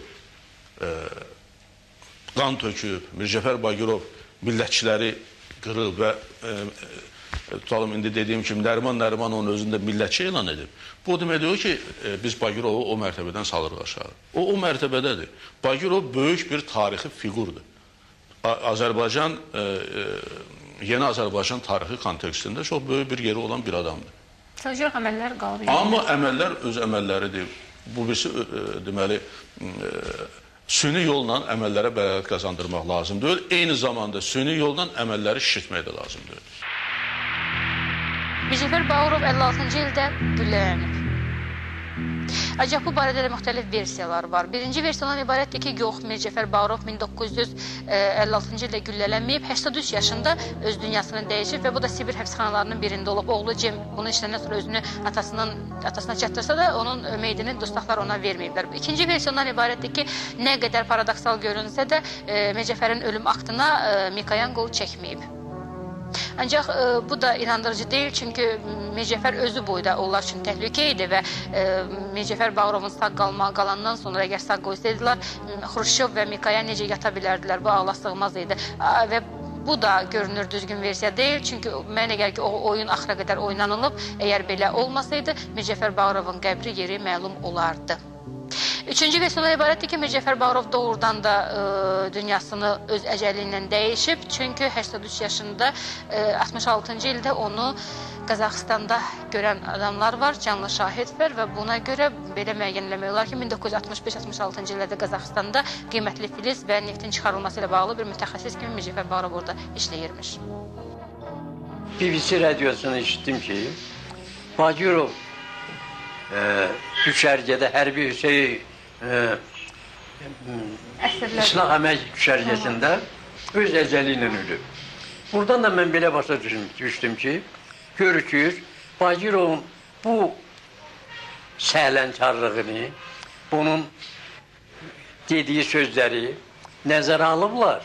SSR Ali Sovetinin rəyasət heyəti görükür ki, onun gülləmə cəzasını həbs cəzası ilə əvəz edib. Mən həqiqəti bilirdim, bu güllənənib. Mən ancaq bu gələndən sonra, bu şey qotaransa gələndən sonra gördüm ki, bu kişi güllənəmib. Kiməsə xəbər elədinizmi? Bunu mən istedim xəbər eləyim. Elə 32 il mən heç mi xəbər elə bilmədim. Tamamilə yalan versiyadır. Tamamilə yalan versiyadır. Xruşşov gecə yatmazdı. Onu öldürtdürməseydi. Gecə yatmazdı. Cinayət işində də onun öldürülməsi, hökmün icra olunması haqqında arayış var. Mən Respublika prokurorluğunda işləyəndə biz məşğul olduq o cinayət işini istədik Moskvadan alaq. Mən ora özüm məktublar yazdım. Ki Mircəfər Bağırovun indi bu onun vaxtında qanunsuz repressiyaya məruz qalmış adamları təmizliyə çıxartdığımıza görə o iş bizə lazımdır. Verin bizə. O Azərbaycanlıdır, Azərbaycanda eləyib cinayətləri. Ona görə bizdə olmalıdır. O işi bizə vermədilər. Axırda mənə deyəndə bizə Respublika prokurorluğuna Rusiya baş prokuroru belə cavab verdi ki, Rusiya SSR-nin varisidir. Mircəfər Bağırovun işinə SSR məhkəməsi baxıb. SSR prokuroru çıxıb, SSR orqanları istintaq aparıb. Ona görə də işi sizə vermirik. Onu da vermədilər bizə.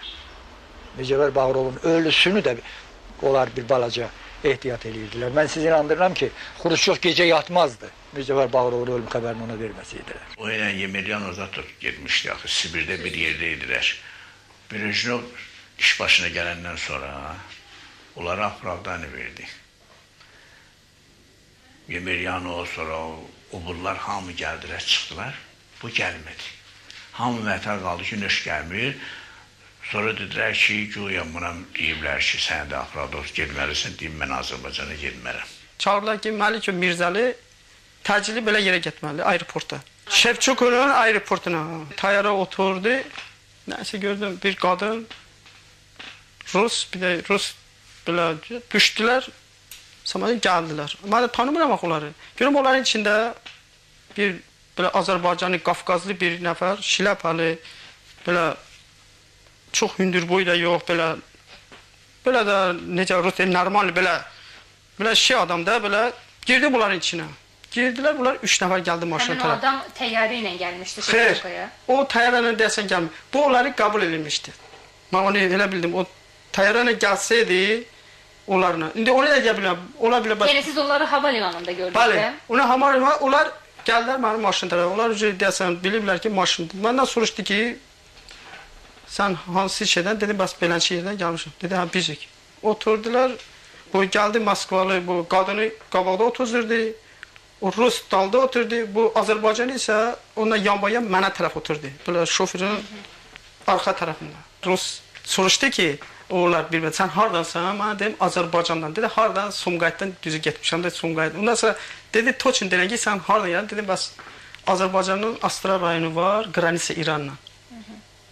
Adı nədir dedim, bəs belə. Bu həmin vaxtı, mən də bilmirəm də, bu Mircəfər Bağırovdur, kimdir, bu açqını biraz belə yuxarı qalxdı, belə qaldırdı, baxdı mənə tərəf. Belə ya, mən sürürəm də, baxdı. Daha orada danışmır, heç bir. O düşəndə yerinə çatdırandan sonra düşdü, mənə dedi ki, məni gözlə. Sonra artıq məktub gətirdiniz. Bəli, o məktubu gətirdi, bizə də belədir ki, bu deməsi, o çikisti, obursidir. Mən də deyirəm, necəlim ki, mənə dedi, bu məktubu çatdırasam, istəyim deyim ki, kimsiz, qaldım adar. Yenə istəyim deyim, siz kimsiz, dedi. Dedi, bunu çatdıracaq Xıdır Mustafayev, Azərbaycanda avtomobil naziri mavin idi. Kim dedi? Azərbaycan avtomobil naziri belə dedi mənə də, orada işləyir. Dedi, o var, bunu mütləq çatdıracaq. Domsovet dedilər, gəldim oraya, gördüm ki, buraxmırlar, dedim, bəs, saldatam da, bəs, iş saat belə, dedim, nə şeylə girim ona, dedi, qabul günüdür. Nəysə buraxdılar, gəldim, yaxınlaşdım. Dedim sizə məktub var. Dedi hardan? Dedim onu özünüz bilirsiniz. Nəsə çıxartdım verdi. Oturumca kresloda özə belə qırmızı bu şalvarın burası da belə kırmızı vardı. Kreslonu açtı. Elə açtı kreslonu. Məktubu götürdü, o məktub elə alında qaldı. Gördüm kişinin gözünə uşaq. Bu bir dənə bu məktubu tutdu, ha bu əlinə gəldi. Görüm ağlayır. Dedi o sağını hardan görübsən? Dedim əskərdə olmuşam. Bilirsən dedi kimdir o? Dedim xeyr. Dedi Seyid bilirsən? Dedim bəli bilirəm. Dedi Seyid dedi. Mən də bilirəm Seyid nə oldu? Dedim Seyid bizdə də var. Dedi Seyid Mircəfər Bagirovdur. Dedi bilmirdin? Dedim vallahi yox. Eğer onu saklamak mümkün olsaydı həbs etmezdiler. Onlar bilirlər ki, Bağırovun böyük qabiliyyəti onlara bu cür işləri görməyə imkan verməyəcək. Eğer Bağırov sağ qalsaydı, Xruşov, Malenko, Suslov və başqaları partiyanın istiqamətini, kursunu heç cür dəyişə bilməzdilər. Hərdən mənə gəlir ki, hələ 18-ci ildə həyatda nələri qurban verib, nələri qazanacağını dəqiq bilən Mircəfər Bağırov heç də inamında yanılan adama oxşamırdı. O çox ayıq və sayıq adam idi və artıq indiyə kimi çoxdan sübut eləmişdi ki, nələrə, hansı faktlara münasibəti necə idi. Yəni onun sərt, amansız, cəsarətli adam olduğunu hamı bilirdi və deməli Mircəfər Bağırov heç də elə-belə gözü bağlı fanat ola bilməzdi. İlasa ki, Stalinin gözü bağlı fanat ola bilməzdi. Bu başqa məsələ ki, Mircəfər Bağırov Stalinə inanırdı və onun ardınca gedirdi. Deməli, Mircəfər Bağırov artıq yəqin eləmişdi neyin ardınca gedəcək və həyatdan nə istədiyini əmin idi. Bəlkə də elə buna görə məhkəmədə bütün elədiklərinin hamısının boynuna götürdü başqaları kimi, ancaq bunların indi səhv olduğunu kəşf eləmədi və bütün günahları öz boynuna götürdü. Hətta böyük, qüdrətli sahibin adını bir dəfə də olsun çəkmədi. Və bəlkə də bəşər tarixində misli görünməmiş cəzanı öz üçün istəyən insan da yeganə idi. Mircəfər məhkəmədə nə bağışlanmaq üçün, əfv olunmaq üçün ərizə verdi, nə də bütün günahları inkar elədi. Ancaq xalq düşməni ittihamından başqa. Mircəfər Bağırov özü üçün misilsiz bir cəza istədi, şaqqalanmağını tələb elədi. Bu nə idi? Vicdan oyanışı, yoxsa mat vəziyyəti? Cavab vermək çox çətindir.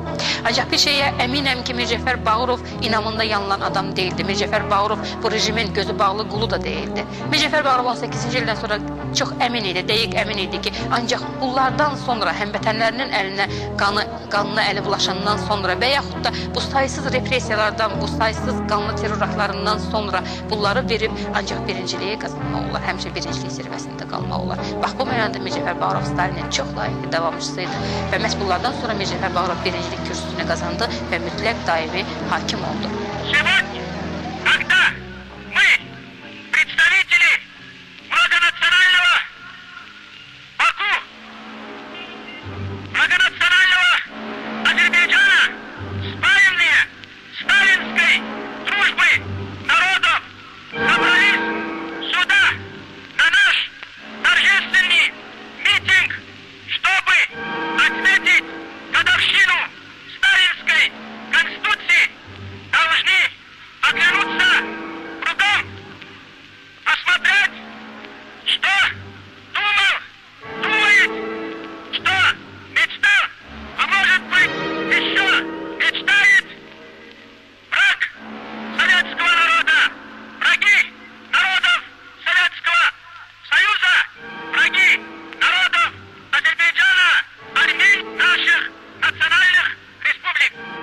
Rudenko baş prokuror.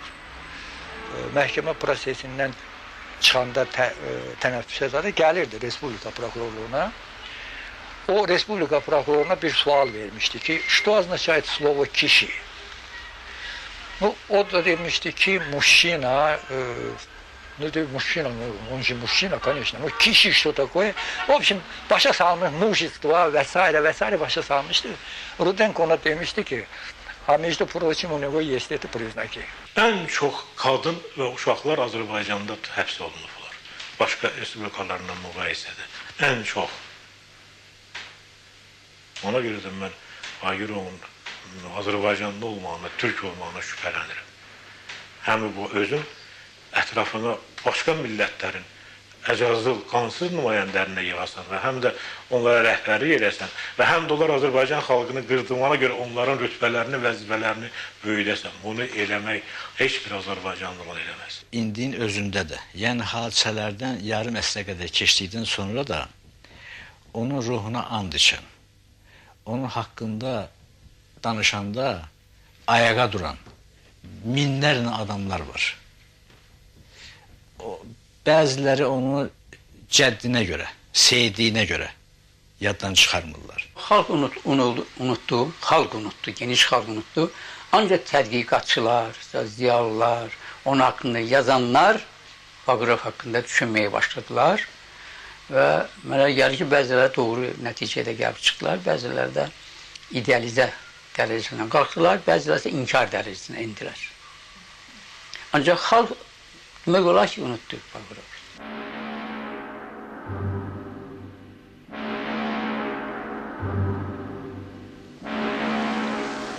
Ama zaman bizimdir. Zaman bizimdir. Bəli, zaman sizin idi. Və siz bu samanın atında istədiyiniz qədər vətən adlı məmləkətdə elə hey özgə havalarına çapdınız. Zaman sizin idi, bu həqiqətdir. 17-ci yüzillikdə Ruslar və ümumiyyətlə bütün qeyri-Ruslar, bütün bəlkə Avropalılar Əmir Teymura heykəl yapmaq istəyirdilər. Səbəbi nə qədər acınacaqlı olsa da belə idi. Əmir Teymur, bütün Avropanı müstəmləkə altında saxlayan, böyük, möhtəşəm Osmanlı imperiyasına qarşı onun bütün yürüşlərini, bütün Avropanı müstəmləkçilikdən qutardı. Tək başına həll elədi, dəf elədi onların bütün yürüşlərini. Və hətta Stalin ölməsəydi, bütün kökü milləti, əqidəsi, zatı məlum olmayan Sovet vətəndaşları sizə də heykəl yapacaqdılar. Səbəbi də ondan ibarət idi ki, sənin də əlin öz millətinin qanına bulaşdı. Ən acınacaqlısı isə bu idi ki, Mir Cəfər Bağırovun bütün canı, həyatı bahasına, bütün bu qorunmaları, xilasları, Azərbaycanın nələrdən və necə xilas eləmələri hamısı, heç biri Azərbaycanı xilas eləsə də, eləməsə də, bütün Azərbaycanlıların nəzərində onu sonradan əli bulaşmış bütün Azərbaycanın say seçmə oğullarının siyahısında, yəni bütün bu qurbanların bir nəfər qəhrəmanı olaraq onu güyüb təmizləyə bilmədi. Mir Cəfər Azərbaycanın say seçmə oğullarının, yəni bu millətin qəhrəmanlarının, bu millətin əsas qəhrəmanlarının, əsas oğullarının məhvində bir nömrəli səbəbkar olaraq qaldı və əsas səbəb də Mir Cəfər Bağırovun cəlladlığı oldu. Mir Cəfər Bağırov bir nömrəli günahkar sayıldı. Görünür, zamanın mı, taleyin mi və yaxud tiranın əmri ilə dəxli yoxdur. Mir Cəfər bu əmri yerinə yetirdi və bu saat xalqın yaddaşında bax elə Mir Cəfər belə də olaraq qalır. Görünür, onun da zamanə belə zamanə idi, zamanə çətin zamanə idi, zamanə özü qədər ziddiyyətli bir şəxsiyyət yetirdi, zamanə Mir Cəfər Bağırov şəxsiyyətini yetirdi. Nəinki Azərbaycan, nəinki keçmiş istəyir, bəlkə də bütün bu komünist rejiminin özündə bu qəhrəmanlara ehtiyac vardı, bu qəhrəmanlar yaradıldı, əvvəl onları yaratdılar, onları sevdilər, onları pərəstiş elədilər, sonra onlara tabi oldular, sonra isə ayaqları altına salıb tapdaladılar və üstündən keçdilər. Və artıq 20-ci əsrin sonunda biz artıq 21-ci əsrə adımladığımız bir halda biz indi bugün çox qəribə dilemma qarşısında qalmışıq. Hələ dünənə qədər xalq düşməni kimi adlanan Mir Cəfər Bağırovu, yəni bizim qanımızdan olan bax bu insanı sabah faciə qəhrəmanı kimi yoxsa xalq düşməni kimi aparmalıyıqmı? Bu sual bizim qarşımızda dayanıb. Və yaxud da biz indiyə qədər olan bütün tariximizi araşdırıb özümüz üçün tarixdən ibrət dərsi götürməliyik, yoxsa yox, tamam unutmalıyıq. Yaddaşımızı bərkitməliyik, yoxsa da tamam manqurtlaşmalıyıq və nəhayət biz özümüzü olduğumuz kimi qəbul eləməyə nə vaxtsa hazır olacağıq mı? Bax, sual budur.